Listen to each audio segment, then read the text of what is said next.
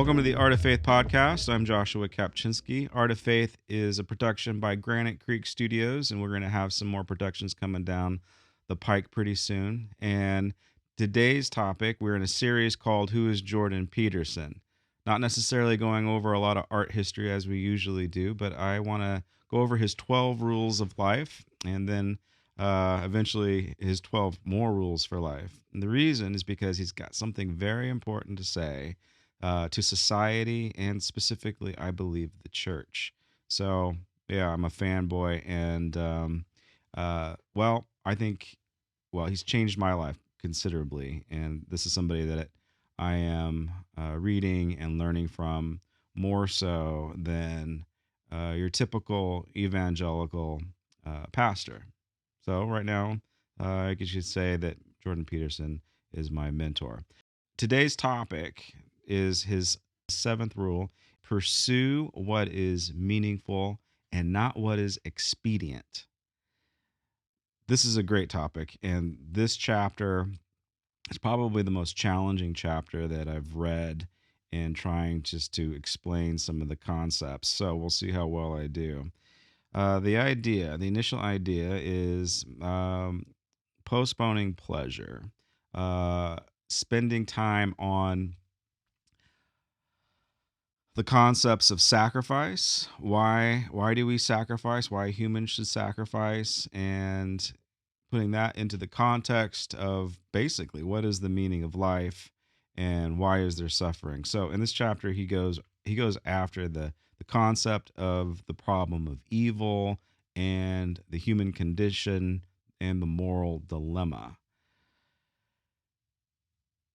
He'll hit on this question that everybody has to ask themselves: what is the meaning of life? And he comes right out of the gate basically answering it. And the beginning of the chapter, it comes off as being very little negative, little pessimistic, because he will say that basically life is hard and is full of pain and is full of suffering.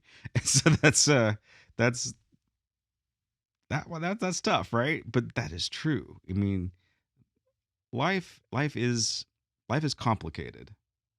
And maybe you're listening to this right now and you're not going through pain or suffering. But the truth is, we all will go through pain and suffering at some point in our lives. And he will quote Thomas Hobbes, who was a famous theologian slash philosopher of the Enlightenment. And Thomas Hobbes, his famous quote is that man's life, the life of man, is solitary, poor, nasty, brutish, and short. So that's what we get to look forward to, is what Thomas Hobbes would say. Life is brutish and short. It's mean, nasty, brutish, and short. And that is not how we want to live. That's not what we believe as Christians, that God has intended our life to be. He doesn't want our life to be nasty, brutish, and short. He wants it. Jesus came so that we could have life and live it to the fullest. And even though he starts off with frankly, this truth that life is brutish and short, he will describe how you can have a meaningful life. He reads, and I will read from Ecclesiastes chapter 2, a very profound wisdom quote that will encapsulate the concept that life is meaningless. And this is from the Bible. So our own Bible says that life is meaningless. But bear with me, because I'll explain it when we get to the end. So this, of course, is written by Solomon, supposedly the wisest man that's ever lived, and he is considering what life is all about, and that his whole futility and the shortness of his existence. So Solomon says, "I said to myself, 'Come now, I will make a test of pleasure. Enjoy yourself. Behold, this was also vanity.' I said of laughter, 'It is mad.' and of pleasure, what use is it? I searched my mind to know cheer, and I searched my mind how to cheer my body with wine, my mind still guiding me with wisdom, and how to lay hold on folly, till I met, that till I might see what was good for the sons of men to do under heaven the few days that they have of their life. I made great works. I built houses, and I planted vineyards for myself. I made myself gardens and parks, and planted in them all kinds of trees, and I made myself pools from which water from the forest came, and growing trees. I bought male and female slaves, and had slaves who were born in my own house. I had also great possessions of herds and flocks, more than any who had been before me in Jerusalem. I also gathered for myself silver and gold, and treasures of the kings and provinces. I got singers, both men and women, and many concubines, man's delight. So I became great and surpassed all who were before me in Jerusalem. Also, my wisdom remained with me, and whatever my eyes desired, I did not keep from them. I kept my heart from no pleasure, for my heart found pleasures in all my toil, and this was my reward for my toil. Then I considered all that my hands had done, and the toil that I had spent in doing it. And behold, all was vanity and striving after the wind, and there was nothing to be gained under the sun. So I turned to consider wisdom and madness and folly. For what can the man do who comes after the king? Only what he has already done. Then I saw that wisdom excels folly, and as light excels darkness. The wise man has his eyes in his head, but the fool walks in darkness. And yet I perceive that one fate comes to them all. Then I said to myself, what befalls the fool will also befall me. Why then have I been so very wise? And as I said to myself, all this is vanity. For of the wise man, as of the fool, there is no enduring remembrance, seeing that in the days to come all will be long forgotten. How the wise man dies just like the fool. So I hated life, because what is done under the sun was so grievous to me. For all is vanity and striving after the wind. I hated all my toil, which I had toiled under the sun, seeing that I must leave it for the man who will come after me. And who knows whether he will be a wise man or a fool? And yet he will master all of which I toiled and used my wisdom under the sun. This is also vanity. So I turned about, and I gave my heart up to despair over all the toil of my labors under the sun, because sometimes a man who has toiled with wisdom and knowledge and skill must leave all to be enjoyed by a man who did not toil for it. This is also vanity and great evil. What has a man from all the toil? What does a man gain from all the toil and strain with which he toils beneath the sun? For all his days are full of pain, and his work is vexation. Even in the night, as the mind does not rest, this is vanity. There is nothing better for a man that he should eat, drink, and find enjoyment in his toil. This also I saw from the hand of God. From apart from him, who can eat or who can have enjoyment? For the man who pleases him, God gives wisdom and knowledge and joy. But to the sinner he gives work of gathering and heaping, only to give one who pleases God. This is also vanity and striving for the wind. All right, so not the most positive verse, and Solomon is dealing with like, oh, we just do all this work, and what do we do it for? We do it for absolutely nothing. So in other versions, he will say, life is meaningless. So eat, drink, and be merry, for tomorrow we die. So that very concept came from, well, it came from the Bible. Have fun because it's not going to last long, and so tomorrow you're going to die. So yeah, that's this is good stuff, right? Um, we have to go back, and I know we've hit on this quite often, but we have to go back to the fall. We have to go back to the garden. We have to go back to Adam and Eve, our ancestors, our parents, if you will. And before the fall, they were in complete union and bliss, you could say, with God. They walked with the Lord in the garden, and they had no concept of death. They had no concept of toil.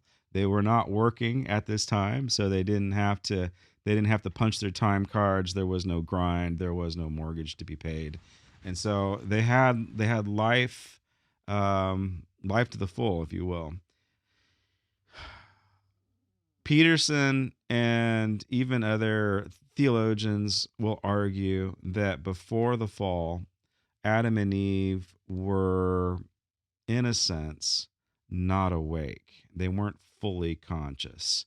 And I don't know if that's a good thing or a bad thing, but Peterson will go down that path that Adam and Eve were not conscious because they were not aware of the problem of evil. They had not yet eaten from the tree of knowledge, of the knowledge of good and evil.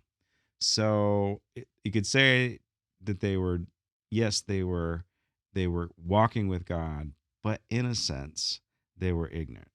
And when the serpent, when Satan himself tempted them with the fruit, they ate it, and then they became aware. They became self-aware. They realized that they were naked. Now, their their punishment for sin, for that rebellion against God, because they did what they weren't supposed to do. They ate of that forbidden fruit. Because of that sin, the fall, because of that moment, God commanded them that they had, from that point on, they had to work, that they had to toil, that they had to, you know, till the ground, and it was going to be by the sweat of their brow. Before this moment, they weren't sweating anything. That, like, life was good, and now they had to make ends meet. So they had to work for their very existence, their very short existence on the planet. Now that seems like, wow, that seems pretty harsh, God. But in it there is, well, the bigger picture is that there's redemption. Their assignment to work serves a purpose. And we have a biblical understanding of work. So we're all supposed to work. We all have to make a way in this life. We have to provide for our families and provide for ourselves. We have to, and again, some of us are scraping by and getting by. Um, but we've learned as humans that in the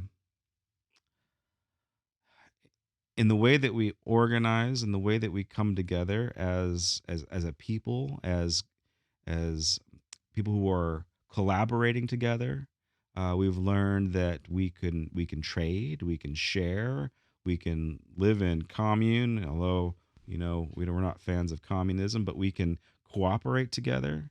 We can work off of each other's strengths. We can alleviate our weaknesses by tapping into somebody else's strength.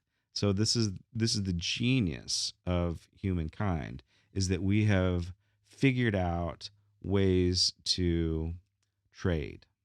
we've figured out ways to barter, if you will, and there's been great power. So yes, maybe in your life, you're not making it, but like just step outside of your own circumstances and your own life and just look at, well, let's just start with our country. Just look what our country has done.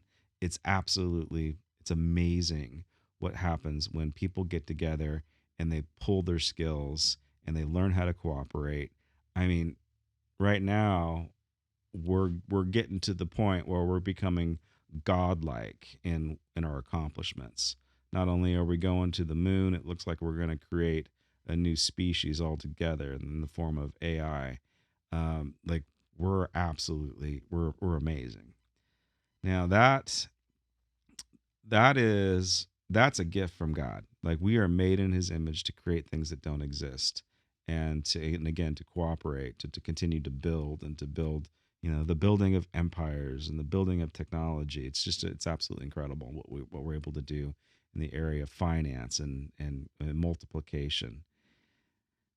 This harkens all the way back again to the children of Adam and Eve, and so we see their first children begin to try to cooperate, and eventually they do, but we know that Cain and Abel, the first, the first children, they had to work, and they had different types of jobs. And what gets highlighted is that they knew that from their work that a sacrifice was required. So Cain, the farmer, had to sacrifice what he had done with his hands.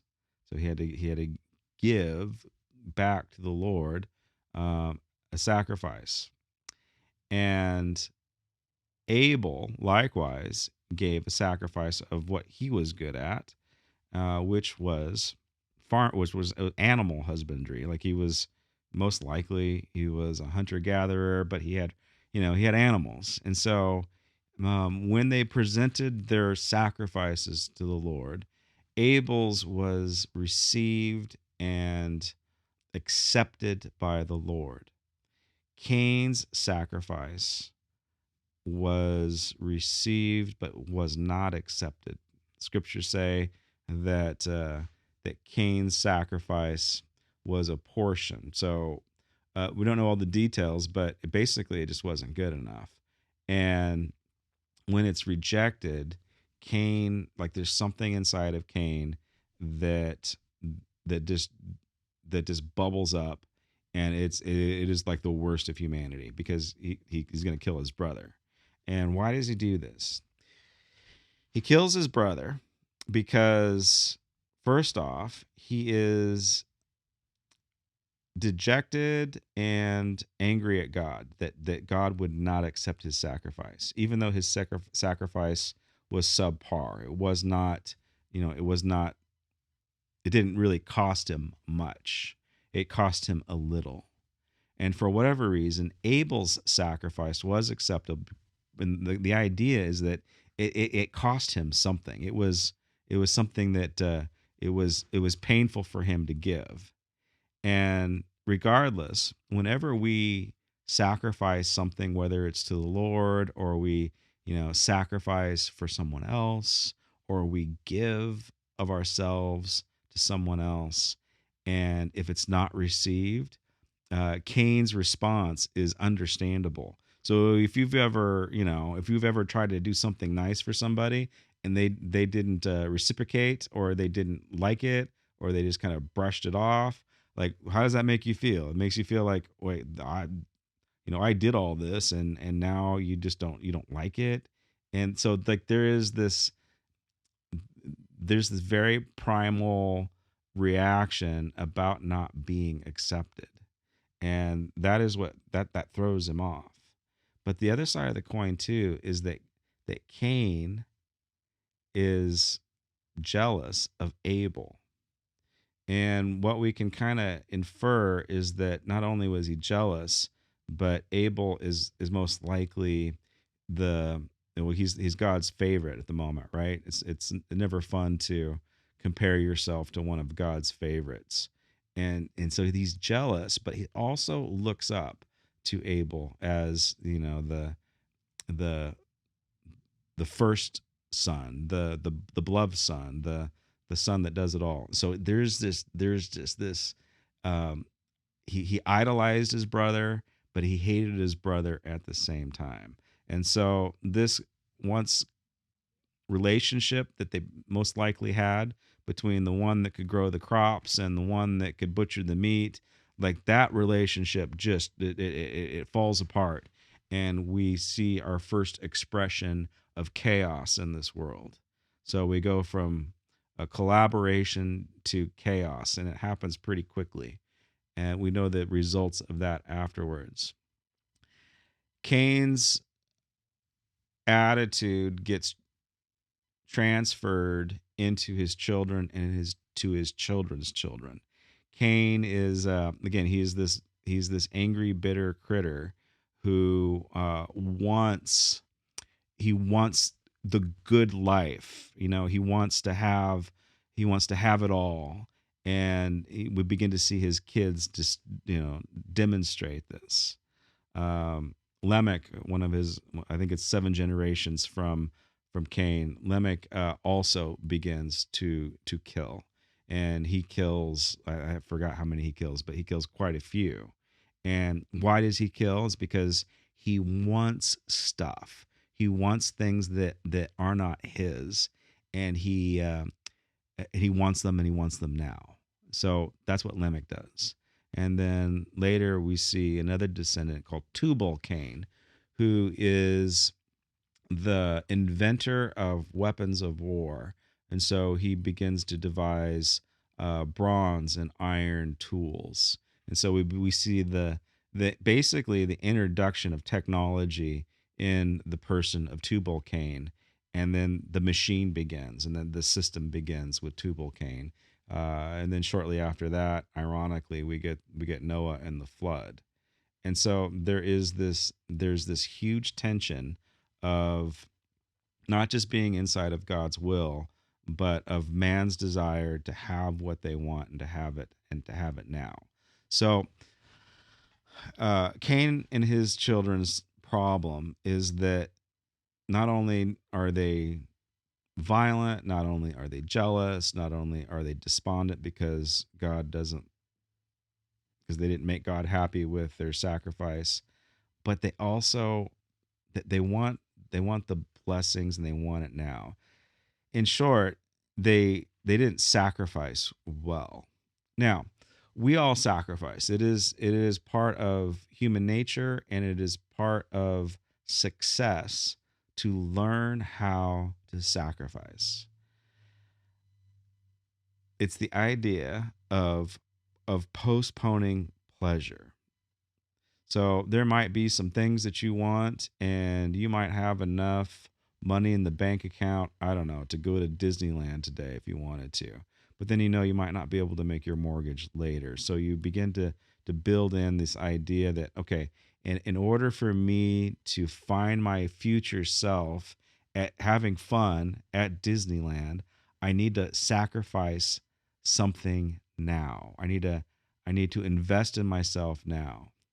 And that is what defines actually successful people. People that have learned the secret of sacrifice are successful people. They invest. Again, they postpone pleasure. They know that they have to invest in their future self and not just their self now. But the carnal man wants to fulfill his desires, and he wants to fulfill his desires now. So again, it goes back to the title of this. It is, you know, don't seek what's expedient, seek what is meaningful. And the overarching idea is that what is meaningful,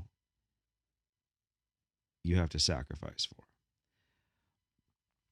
All right. So life is brutish and short. So how are we to respond to this? How are we to respond to finding ourselves as people of faith knowing that life is hard, and knowing that that even if we work really hard, um, as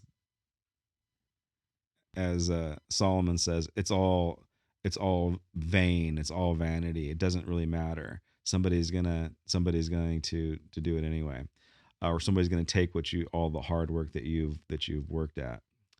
Um, One of the illustrations that he will highlight, and this is what's amazing about, again, not a theologian, not a pastor, but a psychologist, is that he's going to use Jesus as, of course, the ultimate sacrifice. Now, where you and I are going to maybe, sacrifice our time, we're going to sacrifice our needs and our wants for a better family or for a better life. So again, we understand this concept, and yet, like, if we are looking at Solomon, we're going to realize that, like, it doesn't really matter. It's all meaningless anyway. And the the encouragement is that, although no matter how good we are or how well we learn to sacrifice, maybe we're tithers and we've tapped into that secret of God's finances, and maybe we know that we need to give of ourselves and not be takers. Um, Despite our very best intentions, our sacrifices will never be quite good enough.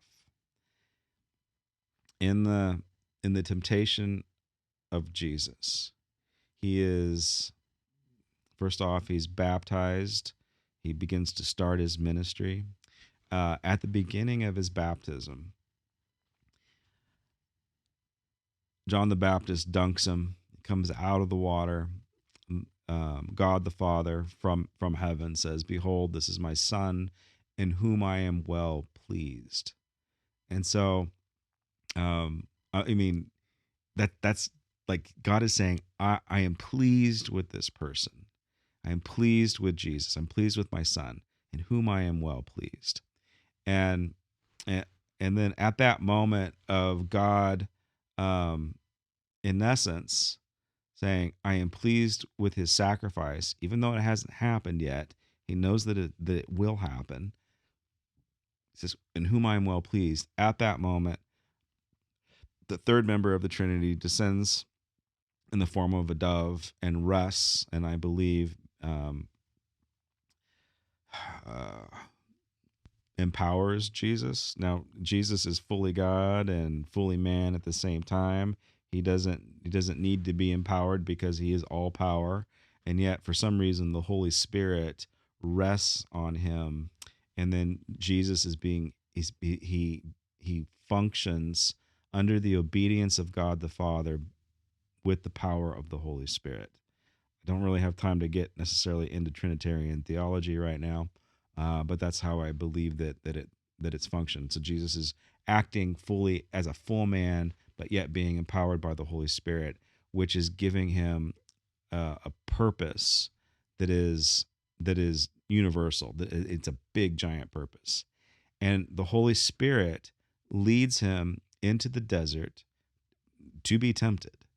And this is where Jesus is gonna start sacrificing. Yes, of course, he sacrifices on the cross, but this is where he begins to sacrifice. This is where he begins to lay his life down, because he goes into the desert for 40 days without any food or without any drink, and I'm sure that the environment was not pleasant. So he's not going this is not a Club Med retreat. This is not glamping. He is under huge duress, and at his weakest physical moment, the devil comes and he tempts him, and he says, I can give you everything that you want. I can give you food. So in fact, Jesus, you actually have the power to command the rocks to turn into bread. They'll turn into bread, and then you that physical need will be met.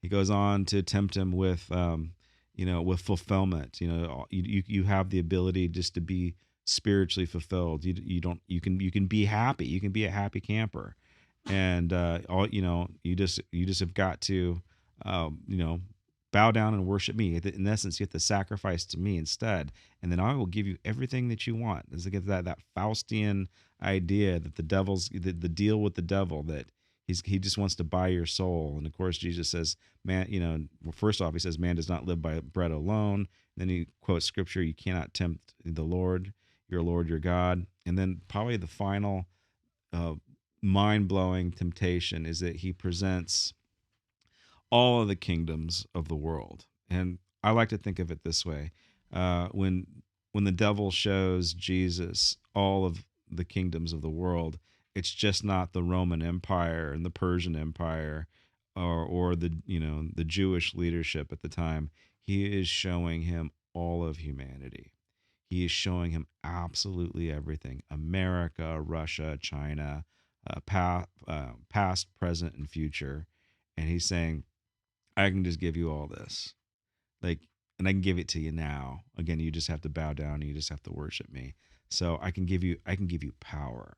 I can give you all this power, and you can have it in a blink of your eye, in a blink of an eye. All you got to do is just take the easy road. Just take what's easy.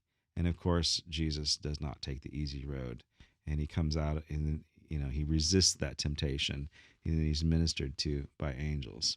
So, if Jesus is our model, we see him modeling right here out of the gate that it is best to bypass what's expedient and to seek and to go after what is meaningful. So the purpose of sacrifice, it's going to teach us a very profound and confusing lesson on how we ought to position and orient ourselves to the Lord. Meaning that when we are sacrificing and when we are doing it well, when we are doing it from the spirit of Abel, like, God will be happy with us. And of course, we don't want God to be happy with us. We want God to be happy with us. We don't want him to be mad at us, right? I mean, does God get mad at you? Well, maybe in a way. I mean, God loves you and he's for you and he's not against you. But he also wants to be pleased with your sacrifice. And so we can come at sacrifice and say, all right, I'm going to sacrifice, and I'm going to sacrifice. So I'm going to postpone pleasure so that I can get more at the end. So the logical mind, the business mind begins to kick in and say, all right, if I put this off here and if I invest this here, then I'll have more later, right? So that's the very basic thing. And like like what Peterson gets into and he highlights, and what the Bible highlights, specifically in the story of Cain and Abel, is that you can sacrifice and it still not be acceptable to God. And that like I'm sure nobody wants to hear that. But it's true. And in practical everyday life and ministry, like I've seen it over and over again, where maybe somebody coming in, like they're all broken and jacked up, and they want to get their life right, or they want blessings, they want to be blessed. They're tired of they're tired of the pain, right? They want to alleviate the pain of life, and so they'll sacrifice a little bit. They'll sacrifice their Sunday morning.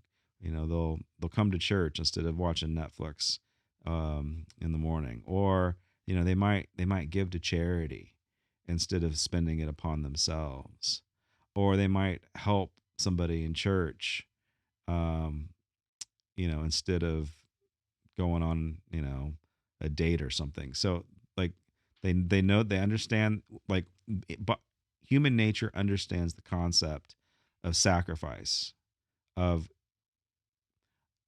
giving in order to get.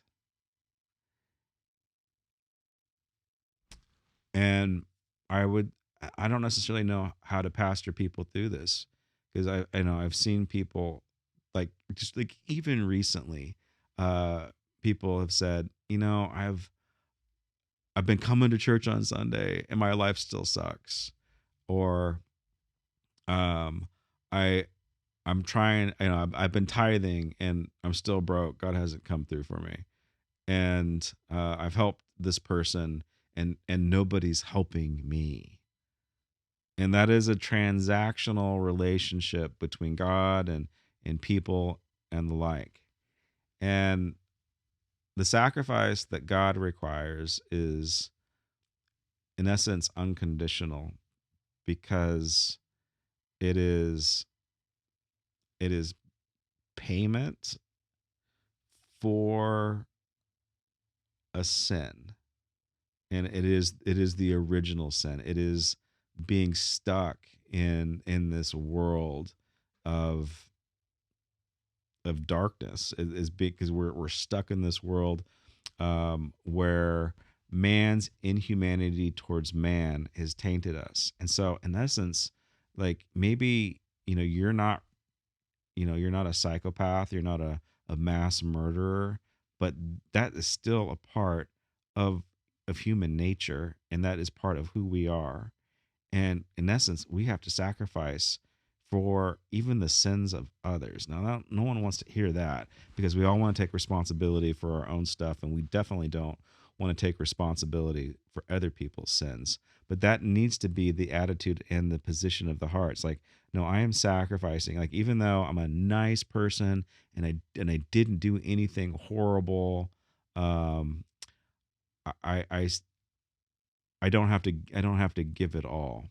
And I'm not saying that you just go ahead and give everything that you have and sell your house and give it to the poor. I'm not saying that, although there are other scriptures that do say that. But what I am saying is that we have to come at the sacrificial lifestyle, um, knowing that we all have the potential. We all have the potential to being the worst of the worst. Like, it is in us, and we have to face that horrible truth about humanity and who we are. So, um,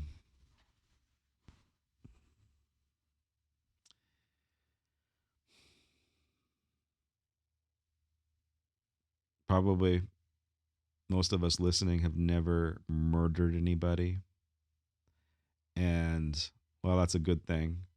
But maybe you've wanted to murder somebody, like you've committed that sin in your mind. Uh, Maybe that's like, I'm not that type of a person. I just couldn't do that. If you're not tied to a higher purpose and a higher meaning, and if you don't have the ability to pick up and carry your own cross, and if you can't um, come to the truth that we don't live by bread alone, but by every word of the Lord, like, if you don't have that type of a spiritual walk, and if you get thrown into a system of this world, well, you just might murder somebody. Uh, I shouldn't say we're all, but a lot of us are in an environment where, because in this nation, maybe it doesn't seem like it, but it is somewhat true that we cooperate very well. We have a decent system of helping each other survive. But if that whole structure has been taken away, what horrible things would you do to keep what is yours? When Soviet era Russia and or the fascists in Germany, when good people were faced with the reality that everything was going to be taken from them, or that they had to fight for what was theirs, then good people, had done horrible things. And that's a truth that we just don't like to look at. Uh, One of the Peterson talks about the concept of PTSD. So specifically, when Americans send soldiers over to fight wars. They're experiencing things that they're experiencing violence that causes traumatic stress. That is something that you just can't unsee and that you can't get over. You know, the basic horrors of war. Now, the damage that is done that is the worst is not just from soldiers that experienced brutal, bloody death, but it was the soldiers that not only viewed brutal death, but also participated in brutal death because they're being instructed by their government to kill. And so we know that in Vietnam they were instructed to kill innocent people, and I know this from people that I've known that went through Vietnam and other wars. Like, they were required to take life, and and to take innocent life too, and that just jacks you up. Like that jacks you up on a couple of different levels. One, because you know that you have taken an innocent life, and this is where it gets a little dark. Two, there might even be some part that enjoyed it, that actually enjoyed the violence of it all. And because when that sin nature kicks in, when the spirit of Cain kicks in, and you kill because you're told to, but then Cain kicks in and it kills because you get a satisfaction out of it. Now that's some messed up stuff. And we are all susceptible to that. So we can all say, I'm not and I don't think this is too far from the truth, because we want to protect our country, right? And I'm human. Like, I would protect my family, I would protect my community, I'd protect my country. I'd want to say that I would defend my family. Um, when I've had family members threatened in the past, like violently or physically, like I've had a couple of instances where something like that, nothing too traumatic. I don't want to inflate my experience here. But yeah, I remember having feelings like, like, you better not hurt my wife, because not only will I defend my wife. Now here's the thing, like, I will torture you in the process. Now that is something that, like, we need to just get out of our system, because unfortunately, all we have, in the not unfortunately, but scriptures tell us that Cain slew Abel, but we don't know to what degree. And if he despised what God had did to him, and if he despised his brother, I'm sure it was more than just hitting him on the head with a rock. There was probably some sadistic behavior going on in there too. So we're all capable of doing evil that we don't think that is in us. Um, I've had friends that of course, older friends, um, that grew up in Nazi Germany, and, like, they're good Christian people. They're amazing people, and I could clearly say that they loved God. Um, but they were a part of a system, an ideology that indiscriminately murdered millions. And it was difficult for them to justify or to even reconcile their reaction, their passivity, or their acceptance of the situation. Now, from our point of view, we can be like, well, you didn't stand up to Hitler, you didn't stand up to the Nazis. They didn't necessarily see it. Again, they're trying to protect what is theirs. They're trying to protect the motherland. They're trying to protect their way of life, and and so they didn't necessarily see the evil, or they turned a blind eye to the evil. And again, that's a scary situation to be in. And so I guess we have to ask ourselves, what would we do if we were in a similar situation like that? So again, how does that relate to living a sacrificial lifestyle? The sacrificial lifestyle will say, again, you have to put my needs above other needs, and um, I don't I don't live by bread alone. So meaning is the antidote to expediency.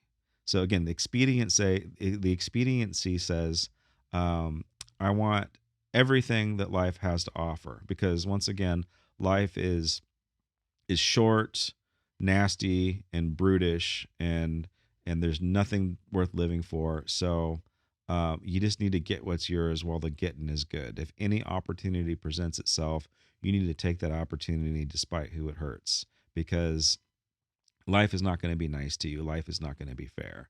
And so the the what Jesus presents is just so hard, and seems nearly impossible to follow.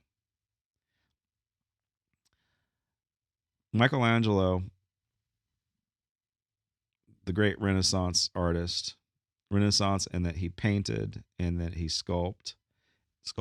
So he was able to work in multiple mediums. He's absolutely brilliant. He One of his most famous works is the Pietà, where his mother Mary is holding him after he's been crucified, and it's a beautiful work because, one, it's out of pure Carrara marble.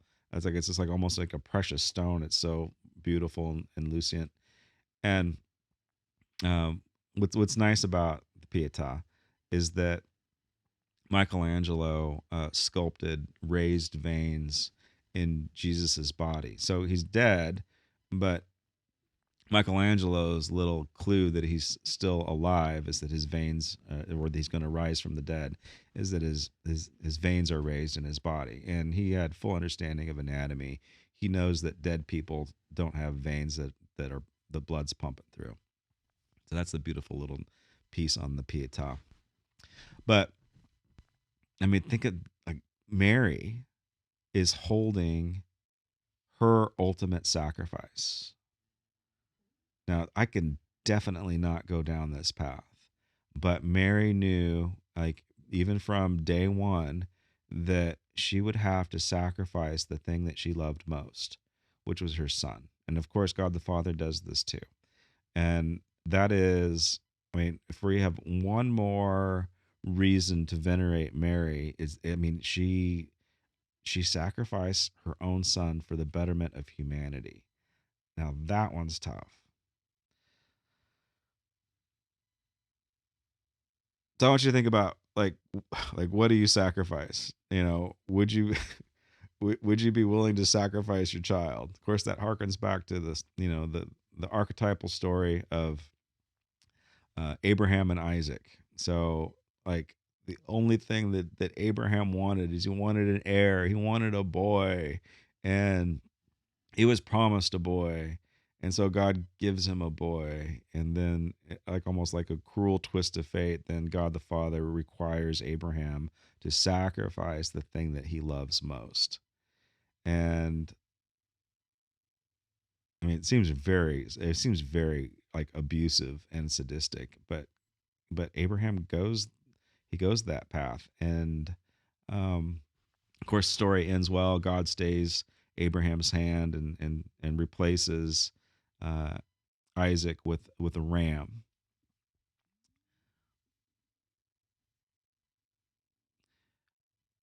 When Jesus, I mean, that's a good, that story ends good, although it might be a little disturbing. Um,